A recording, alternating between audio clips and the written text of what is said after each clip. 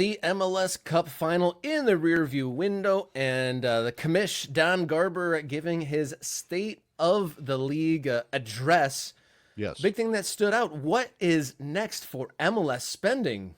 Oh, yeah. This is, I mean, it kind of breezed by when I was watching the coverage and seeing the comments about what Garber was talking about in Los Angeles. That he basically said, don't expect any big spending and advancements for Major League Soccer. Now, I think it's important. It was fascinating to me that he said that, right? Because if you do kind of dig in, and I'm not a math guy, I can barely do 2 plus 2. Don't like math. Math is not my thing. That's why you're a radio guy. I mean, radio guys don't go into mathematics. We right? don't do math. Radio guys famously do not do math. And don't ever try to do math on the air. Never try to do even simple math on the air. Your brain will break and your mouth will stop working. It's 6 terrible. times 6. 6 times 6. No, can't do it. Don't know what that is. That's you might as well be speaking alien to me. No, it's interesting he said it because if you dig into the numbers a little bit, and when I'm off the air, I can't understand numbers. You see that MLS really has sort of dramatically increased spending over the last 10 years or so. Like it is, if you talk about, okay, how much does the average team spend? I mean, at one point we were at MLS teams spending not more than $3 million on their entire salary budget for a given year, and I'm including transfer spending. Like there was no transfer spending happening. And now MLS teams are, they're spending upwards of 10, 12, 15, $20 million on salaries, a lot of them because of DPs and all that stuff pushing up. And then a lot of these teams are also dropping money on incoming transfers. I mean, we're talking about $8 to $10 million kind of being a standard for the top end talent that's coming into Major League Soccer, and that will only continue to grow, I think. So MLS is spending a lot more money than they used to, but the messaging from the commissioner was, yeah, don't look for any dramatic things. And I don't know if that's trying to manage expectations.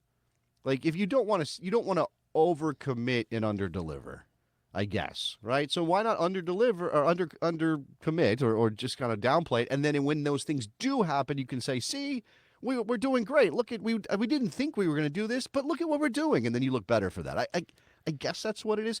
I do think that the problem is that it creates this frustration immediately among close watchers of MLS who have been clamoring for the league to take the training wheels off the league for a long time.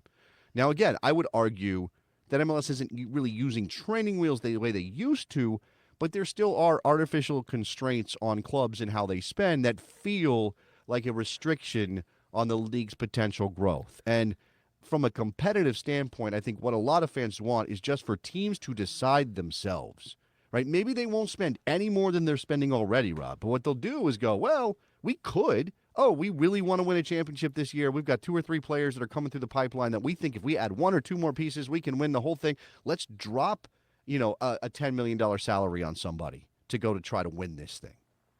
Would you say that they've moved on from training wheels and now they're kind of doing bumper bowling? I mean, there's still some safeguards in there, but we're not going to hit a full. We're not going to full on hit a gutter ball and bankrupt the team. But I mean, yeah, it's a good one.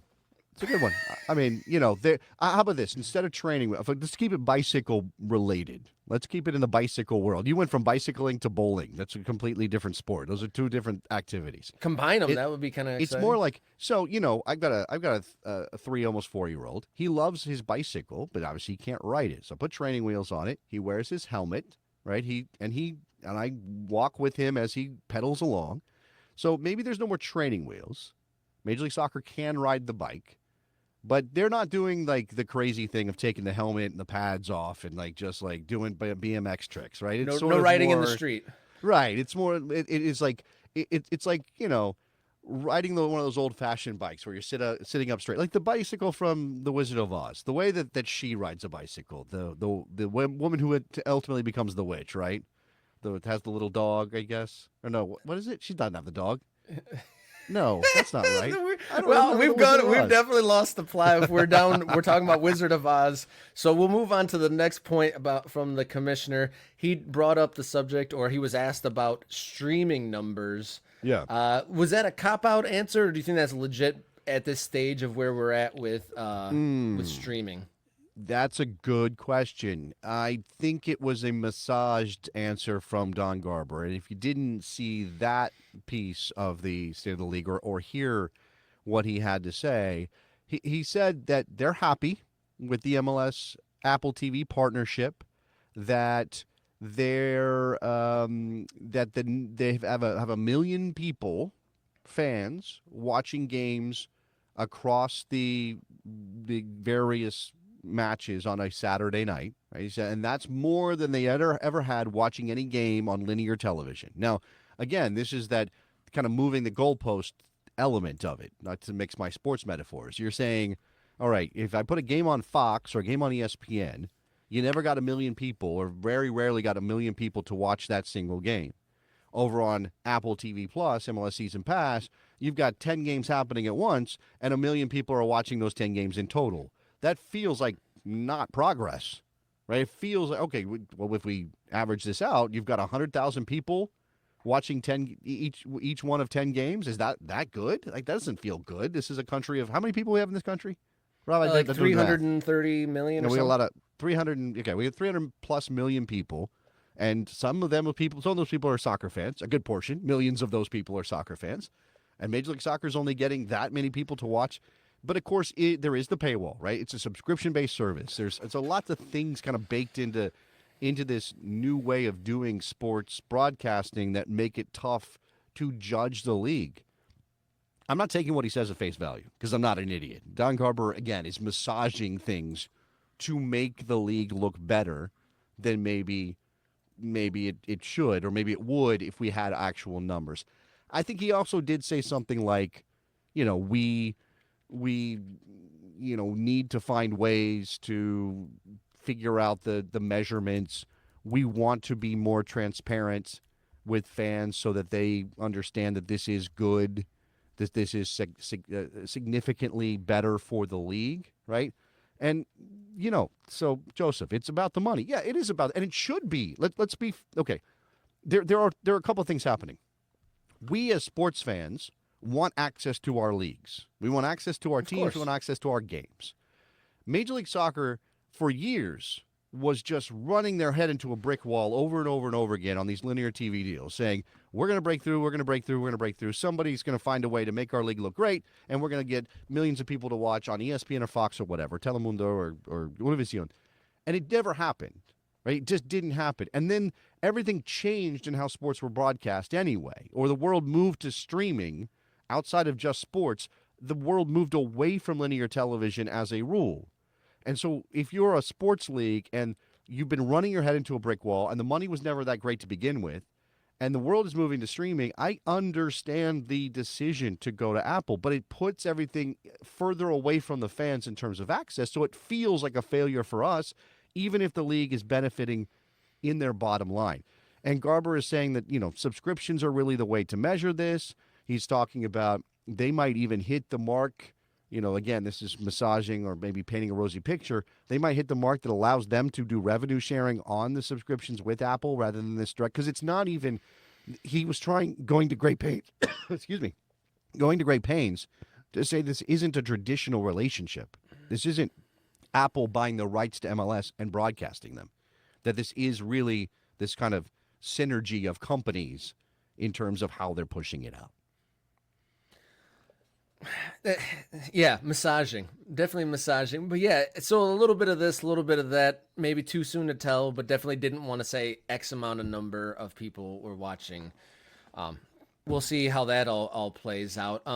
Today, there is something going on in the world of MLS today. It's a half-day transfer window. Oh, yeah. For those who not absolutely spot in, locked in to the MLS world, what does that mean? What does it mean? It's a half-day transfer. Why a half day? It's a day. It's a good question. You want me to know? What? Hey! You're the venerable piece of this puzzle in this show.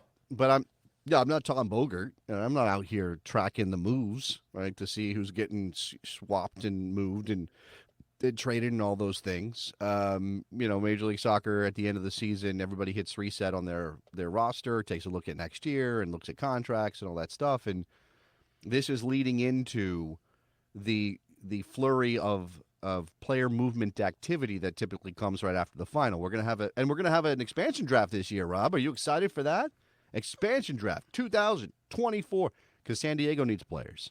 Yeah. So amongst the things, so how about this last couple of minutes of this segment? Looking forward to what is new for 2025 as we stand like a day out from the end of 24. So we got Bruce Arena in San Jose. We have the Javier Mascherano coaching era in Inter Miami. We had a brand new team in San Diego. What else might be storylines to follow next year?